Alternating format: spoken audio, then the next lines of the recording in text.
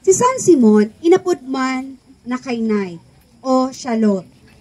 Ang pag-apod si iya bilang Kananite, dai nangangahulugan na saro siyang taga-Kana. Inapod siyang Kananite, ninhulikan sa iyang pagkamaimbod sa anuman na pagkakapakusog kan sa iyang espiritualidad. Naging dayupot siya sa Diyos asin sa pagsunod sa iyang kabutan. Nagadanman siya bilang sarong martir. Judas Iscariote. Siya inirepresentar ni Mr. Domingo Resuena Talisay. Si Judas Iscariote, iyo ang nagpasaluib kay Jesus. Inako niya ang 30 pidaso ng kwartang plata sa mga punapadi bilang kabayaran sa pagpasaluib niya kay Jesus. Kanhuring pamanggihan, ipinahayag din kaguragnan na saro sa 12 na pinili ang mapasaluib sa iya. Si Judas naghapot kay Jesus, Maestro, ako daw? Nagsimbag si Jesus, ika ang nagsabi. Nagbasol si Judas pagkatapos niyang pasaluiban si Jesus. Sa iyang ipinahayag, nagkasala ako. Pinasaluiban ko ang sarong tawong mayong sala. Dangan nagbitay siya kan sa iyang sadiri. Pinili bilang karibay niya si Matyas na nakapagsaksiman kan pagsakit, pagagadan, asin pagkabuhay liwat nin kagurangnan.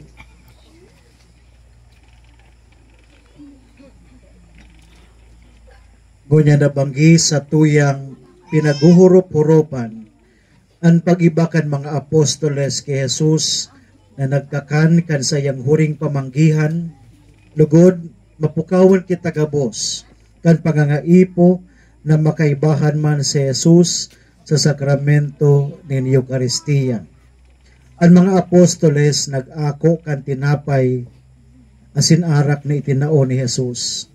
Kita man padagos na nag-aako kan man lain-lain na biyaya nin Diyos. Tinatawan niya kita arual daw nin kakanon.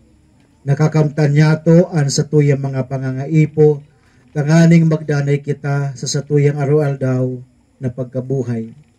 Alagad ang pinakaurog na biyaya na sa tuyang nakakamtan, iyon biyaya kan mamumuto na presensya ni Jesus.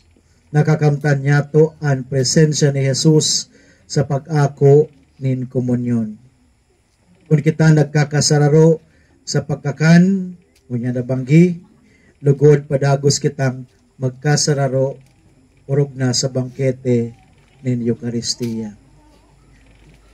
Sa puntong ini sa kuyang pinapasalamatan, especialmente ang host family para sa sinakulo sa taon na ini 2025, ang pamilya ni Mr. Marcelino asin Ellen Balbuena asin an sa iyang pamilya. O pakanya to ni mapusog ang host family nga niya napanggi. Salamat sa pag-ako kay ni since last year, kamo nanuga asin sa indong pinatutuuhan an sa indong panuga. Salamat po sa indong pag-andam para sa lugar na ini asin para sa pamanggihan bako sa nakaning 13 katawo, 13 malangkota. Kundi may nag-iri ba, alangan sorobulon kan pauli. So kaiba na yan, sakop na yan sa kakanon. Ano? So salamat sa nagsusubaman sa nako, makulugan na naman kamo, mag-work out na naman. Nagsusubalak ako. No?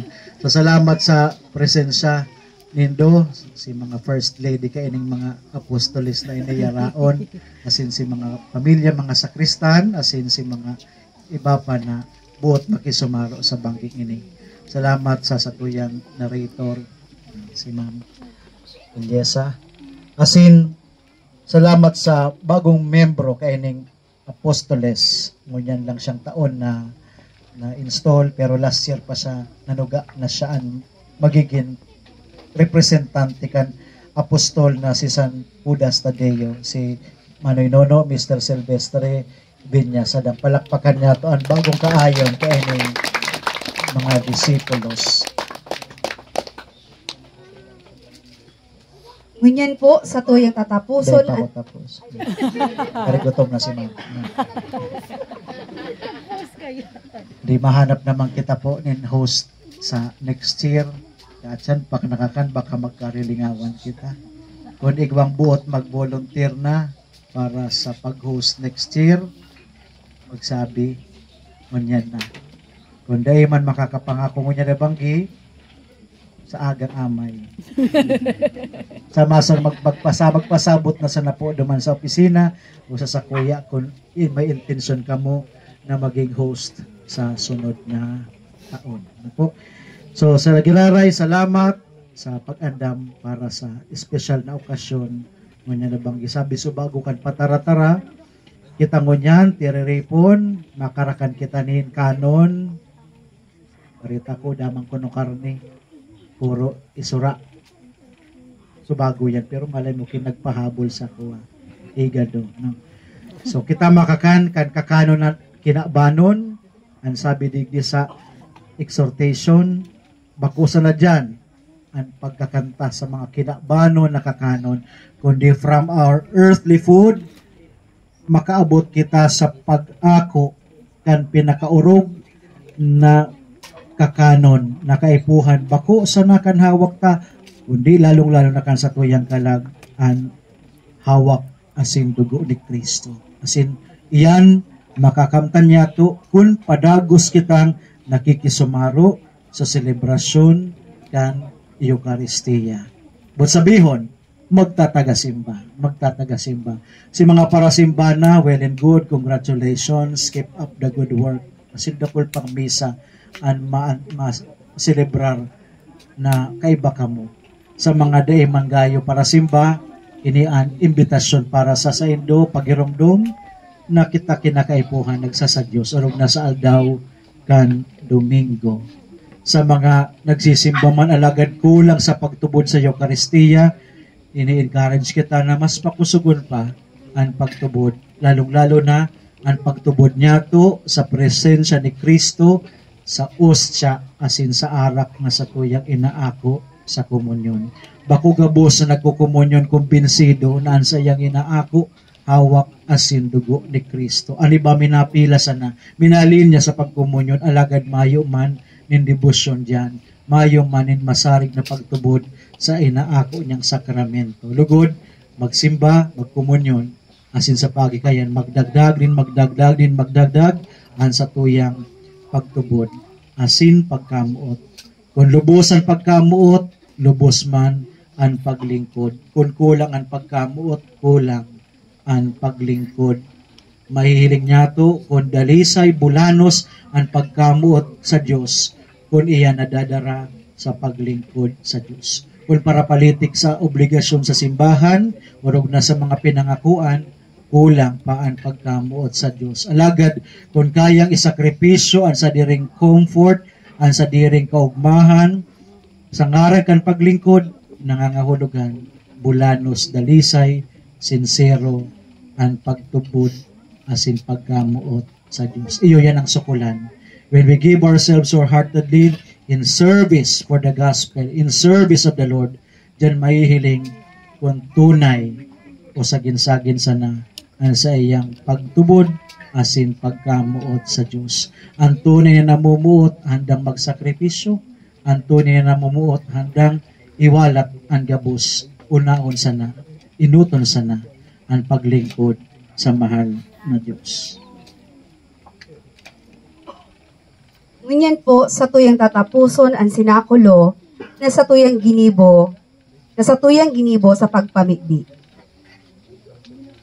Matindog na ang gabos, mamibi kita.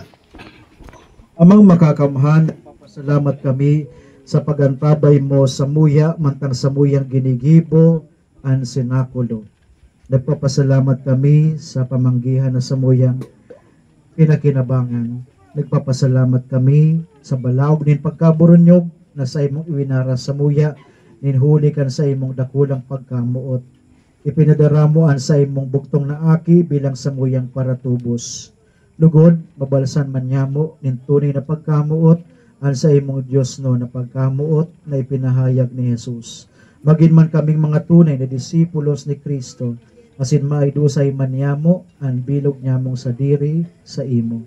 Inihinahagad mi sa ngaran ni Kristo sa mong kagurangnan. Amen. Ang kagurangnan mapa sa indo. Asin sa imong Si family espiritu. members magdidisainutan sa pagbendisyon. Gabos na kapamilya kan Balbuena family.